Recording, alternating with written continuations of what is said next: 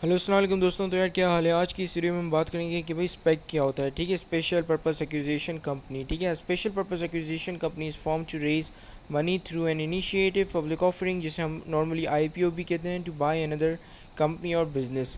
ठीक है, अब स्पेक जो कि है एक ऐसी कंपनी होती है जो किसी वसीली फॉर्म होती है ताकि आगे जाके लेटर ऑन जो कि है वो कोई बिज़नेस परचेज कर ले या किसी बिज़नेस में मर्ज हो जाए।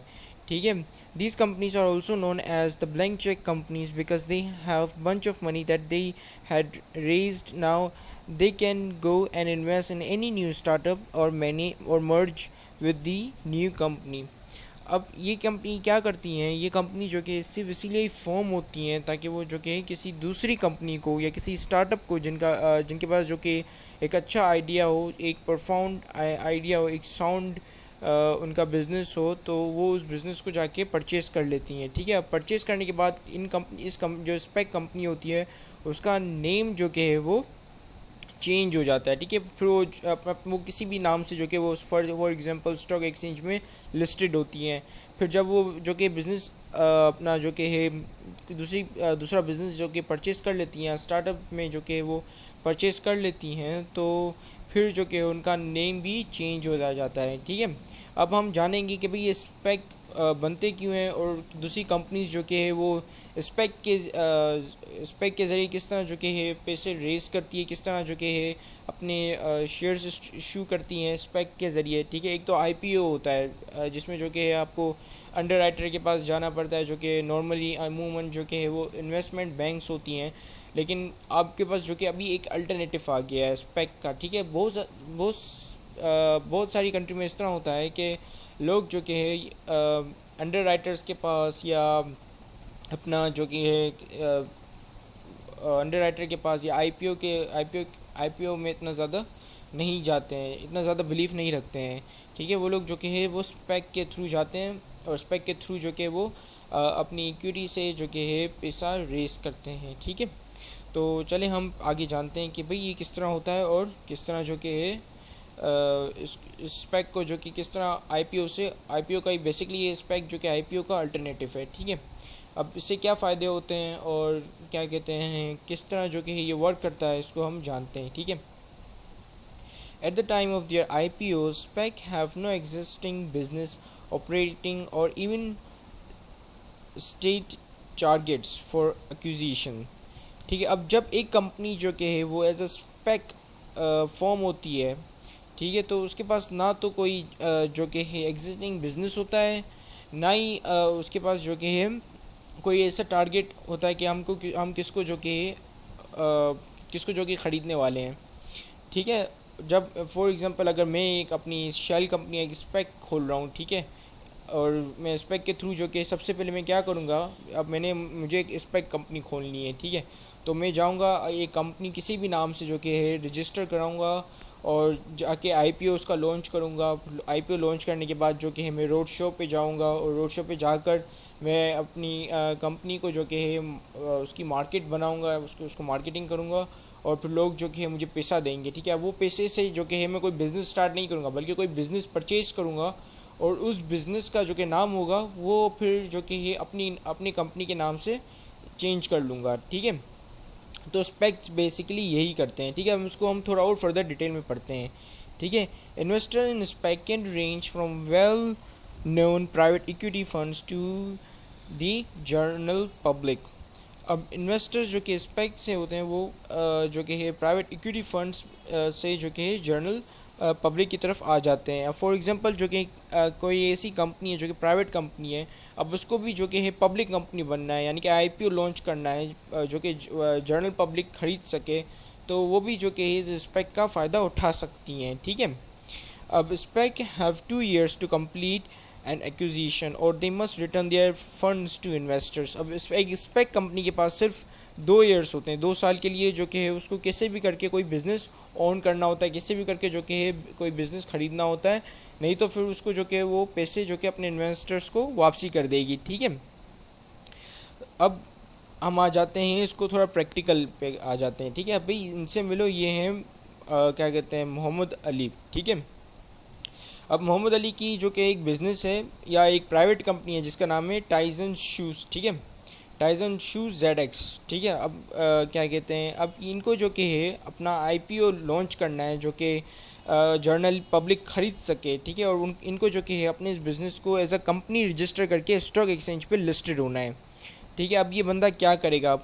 अब ये बंदे के पास एक पहला ऑप्शन तो ये है कि वो जो कि एक अंडरराइटर को ढूंढे, और वो अंडरराइटर जो कि इसको गाइड करेगा कि आपको किस तरह जो कि IPO लॉन्च करना है, आपने जो कि है क्या प्राइसेस रखनी है अपने स्टॉक्स की, ठीक है।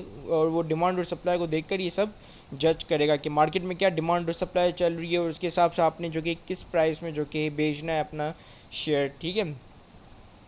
अब और उसके बाद जो कि उसको जो रोड शोज़ करने पड़ेंगे, क्योंकि जाहिर सी बात है लोग इसको नहीं जानते हैं। तो आप भी बताएं, आप किसी नए स्टार्टअप में इन्वेस्ट करेंगे?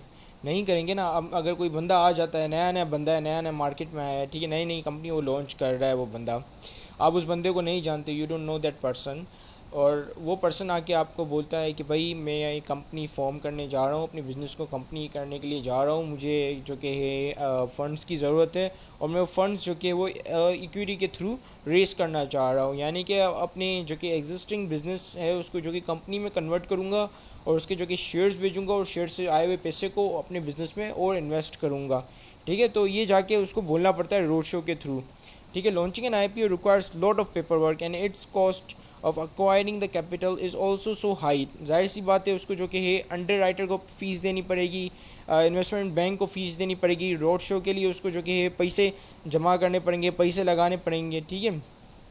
विच were purchase by the investment banks were under valued and they bought it on the discounted rate in the primary market. अब क्या होता है कि जब भी IPO लॉन्च होता है तो पहले जो कि वो शेयर्स होते हैं कंपनी के, वो पहले इन्वेस्टमेंट बैंक खरीदती है, ठीक है। फिर इन्वेस्टमेंट बैंक जो कि है फिर उसको जो कि आगे सेल आउट करती है, फिर जो कि जनरल पब्लिक खरीदती है इन्वेस्टमेंट बैंक से, ठीक है। अब जब इन्वेस्टमेंट बैंक खरीदती है ना शेयर्स IPO में, तो वो काफ़ी ह्यूज डिस्काउंटेड रेट्स पे खरीदती है, तो कंपनी को जो कि इतना ज़्यादा कैपिटल, इतना ज़्यादा जो कि उनकी फंडिंग जो कि नहीं हो पाती, इतना ज़्यादा उनका पैसा रेज नहीं हो पाता, ठीक है। अब यहाँ तक तो हमने पढ़ ली कि भाई क्या मुश्किलात आती हैं एक IPO को लॉन्च करने में, और एक जो कि है एक कंपनी को इनकॉर्पोरेट होने में, और जो कि शेयर्स को इशू करने में क्या क्या मुश्किलात आती हैं, ये हमने देख लिए, ठीक है। अब हम जानेंगे कि भाई इसका जो कि अल्टरनेटिव स्पेक वो किस तरह काम करता है, ठीक है। अब फ़र्ज़ करें ये है इसका इनका नाम है माहिन, ठीक है। अब ये बंदी जो कि है वो जो कि बड़ी कंपनी की CEO रह चुकी है, बहुत बड़ी कंपनी की CEO रह चुकी है, इनके पास जो कि बहुत सारे एक्सपीरियंस हैं, और ये अभी भी किसी ना किसी फर्म में जो कि है CEO है या किसी बड़ी पोस्ट पे हैं, ठीक है।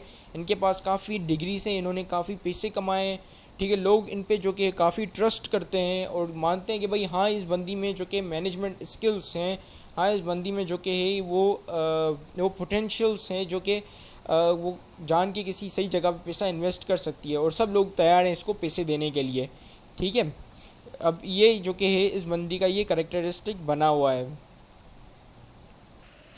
अब ये बंदी जो कि है वो जाएगी वहाँ पर अपना इन्वेस्टमेंट बैंक्स पे, ठीक है, अंडरराइटर के पास जाएगी, और अंडरराइटर से जो कि है एक शेल कंपनी जो कि खुलवाएगी, और उसके जो कि IPO लॉन्च करेगी, ठीक है। अब वो जो कंपनी खुलवाएगी ना, वो एज अ स्पेक खुलवाएगी, यानी कि एक जो कि है स्पेशल पर्पस एक्विजिशन कंपनी के नाम से वो कंपनी जो कि है, मतलब उस पर्पस के एक्विजिशन के पर्पस से एक कंपनी जो कि खुलेगी, जिसकी ना फिज़िकल बिजनेस होगा, ना मतलब कोई फिज़िकल आपको बिल्डिंग वगैरह नहीं नज़र आएगी, ना ही उसका कोई ऑपरेशनल कॉस्ट होगा कि वो क्या चीज़ ऑपरेट कर रही है, उसकी क्या कॉस्ट वगैरह आ रही है, ठीक है। अब इसको ये फ़ायदा है कि IPO इसका आराम से लॉन्च हो जाएगा, यानी कि अब इसको तो बहुत सारे लोग जानते हैं, और सब जो कि है इसको जो कि ट्रस्ट करते हैं, कहते हैं हाँ भाई हम जो कि है आपको पैसे देंगे।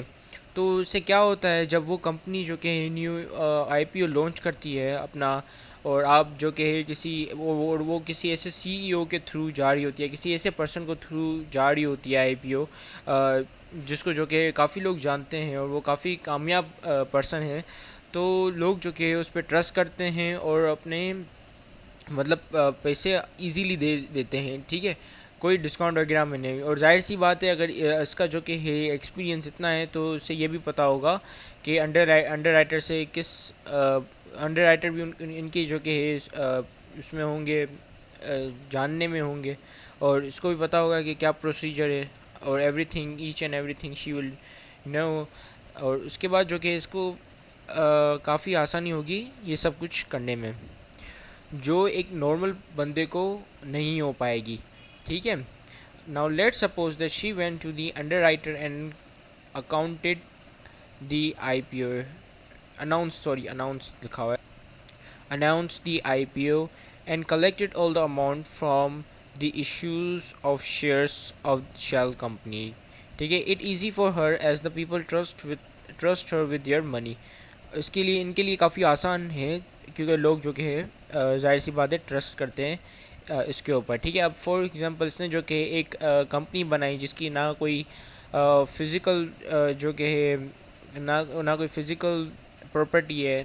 ठीक है। और ना ही जो कि उसकी कोई ऑपरेशनल कॉस्ट वगैरह आ रही है, और उस कंपनी का उसने नाम रख दिया रिटेल इंटरप्राइज कॉरपोरेशन। ठीक है। अब इसके नाम से उसने जो कि शेयर्स इशू कर दिए, और लोगों ने उनके शेयर्स जो कि परचेज़ कर लिए और इनको जो कि है पैसे दे दिए। ठीक है। अब ये पैसे जो कि है ये बंदी अपने पास संभाल के रखेगी। ठीक है। संभाल के रखेगी तब तक जब तक इसको कोई अच्छा बिज़नेस नहीं मिल जाता, या कोई अच्छा बिज़नेस इसको फाउंड नहीं कर लेता। ठीक है। अब फॉर एग्जांपल इसे जो कि है ये मिल गया। ठीक है। और इसको जो कि इस बंदी को जो कि इसकी कंपनी काफ़ी, या इसका स्टार्टअप बिज़नेस जो कि है जो कि था वो काफ़ी जो कि इसको इंटरेस्टिंग लगा। तो उसने क्या किया, उसने जो कि है अपनी इसकी कंपनी जो कि ख़रीद ली, और उसको इसका बिज़नेस ख़रीद लिया और उसको सीईओ बना दिया। अब इसको चाहिए थे पैसे, जो कि इसको मिल गए। ठीक है। कैसे मिले? As a SPAC. ठीक है। तो इसने जो कि है आईपीओ के थ्रू पैसे रेज़ नहीं किए, बल्कि इसने जो कि है स्पेक के थ्रू पैसे रेज़ किए। ठीक है। तो आईपीओ का जो कि है ये एक अल्टरनेटिव है स्पेक। अगर आप आईपीओ के थ्रू नहीं करते हो तो आप स्पेक के थ्रू कर सकते हो, और ये काफ़ी मशहूर होता जा रहा है। खासकर अब ये जो कि है मेन स्ट्रीम पे चला गया है। ठीक है। खासकर कनाडा और यूएसए में। ठीक है। तो as you can see then she found and about his business, and then changed the name of her company and made him CEO, and now this business is listed on stock exchange, and he successfully raised fund through equity without going to any underwriter। ठीक है। अब इसको जो कि किसी भी underwriter के पास जाने की ज़रूरत नहीं पड़ी, और वो उसने जो कि स्पेक के थ्रू पैसे वगैरह रेस्ट कर लिए। ठीक है। अब इसका बिज़नेस जो कि कंपनी में भी कन्वर्ट हो गया, और इसके जो कि शेयर्स अभी ट्रेड होते हैं, लिस्टेड भी हैं और ट्रेड होते हैं। ठीक है। स्टॉक एक्सचेंज में, और जनरल पब्लिक भी इनमें इन्वेस्ट करती है। ठीक है। अब हम जानते हैं कि भाई इसको क्या फ़ायदा हुआ और इनको क्या फ़ायदा हुआ। अब इसको ये फ़ायदा हुआ कि इसके पास इसको जो कि आईपीओ पेपर वर्क नहीं करना पड़ा, इतना ज़्यादा पेपर वर्क नहीं करना पड़ा, और ना ही इसको जो कि है इतनी ज़्यादा ख्वारी नहीं करनी पड़ेगी। ठीक है। क्योंकि अगर ये खुद चाहता तो उसको जो कि अंडरराइटर के पास जाना पड़ता, फिर रोड शोज़ भी करने पड़ते, तो ज़्यादा ख्वारी हो जाती है इसके लिए, इस बंदे के लिए। ठीक है। और ज़्यादा पैसे भी नहीं आ पाते आईपीओ के थ्रू। क्यों? क्योंकि लोग इन्हें नहीं जानते, तो वो ज़्यादा इन्वेस्ट नहीं करते। ठीक है। लेकिन लोग उस बंदी को जानते हैं, और क्या कहते हैं, ट्रस्ट भी करते हैं, तो क्या कहते हैं, वहाँ पर ज़्यादा इन्वेस्टमेंट के चांसेस हैं। ठीक है। अगर ये बंदी लॉन्च करने जाए आईपीओ तो अब इससे तो ये फ़ायदा हुआ। अब इस बंदी को ये फ़ायदा हुआ कि इस बंदी को जो कि इसकी कंपनी में स्टेक मिल गया।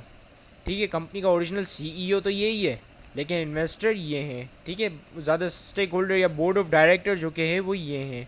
ठीक है। तो अब ये तो मैंने आपको 2 बंदों की एग्जांपल दी।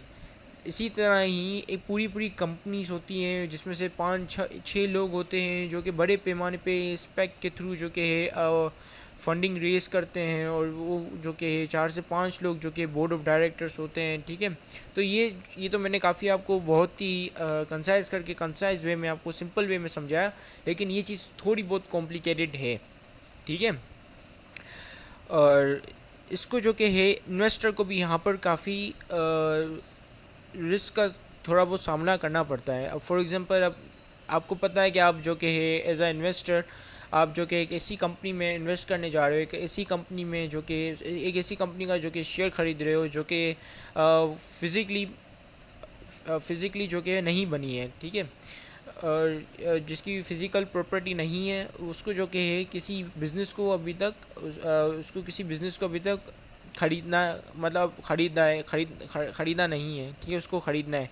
अब आपको नहीं पता कि वो कौन सा बिज़नेस में जाके इन्वेस्ट करे या कौन सा बिज़नेस से जाके मर्ज हो जाए, ठीक है। हो सकता है कि जिस बिज़नेस से मर्ज हो वो बिज़नेस अच्छा हो सकता है जिस बिज़नेस से मर्ज हो वो बिज़नेस जो कि बहुत ही बुरा हो और आपके पैसे डूब जाएं, ठीक है। तो इस तरह का रिस्क यहाँ पर इन्वेस्टर के पास मौजूद होता है, ठीक है। तो इसी के साथ ही मैं चलता हूँ, लेकिन मोस्टली जो कि है वो स्पेक के थ्रू कंपनीज आज मतलब बिज़नेस जो कि इनकॉर्पोरेट्स होते हैं और कंपनीज जो कि है अपने इक्विटी फ़ंड रेज़ करती है, ठीक है। तो इसी के साथ ये वीडियो ख़त्म होती है और मैं चलता हूँ। अल्लाह हाफिज़।